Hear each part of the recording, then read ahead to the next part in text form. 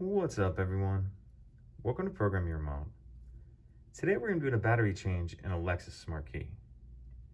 This Smart Key is going to take replacement battery CR2032. And the first thing we want to do is remove the emergency key from the bottom. That's done by pressing this button here on the side. And that's going to allow the key to slide out like that. Now, if you can notice on this key, there's a little bit of a lip on it. And what we want to do is stick that lip into this slot right here. So we're gonna stick it in there and make sure you have it all the way in, and then we're gonna turn it, and that's gonna pop the shell apart. So I put it in that slot and then just turned it like I was opening a lock. So once you have that started, go ahead and pull it apart.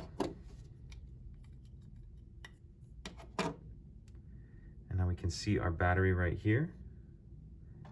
And if you grab your key again, you can kind of get under this edge of it like that. Grab our new battery, and we want to make sure we're installing that with the plus side up. Snap that in there. Line your board back up in the shell. Make sure that rubber piece, it's sitting in that rubber piece properly. We can grab the back, snap that on, put our emergency key back in, and that's it. Pretty simple. If you have any questions, please let me know.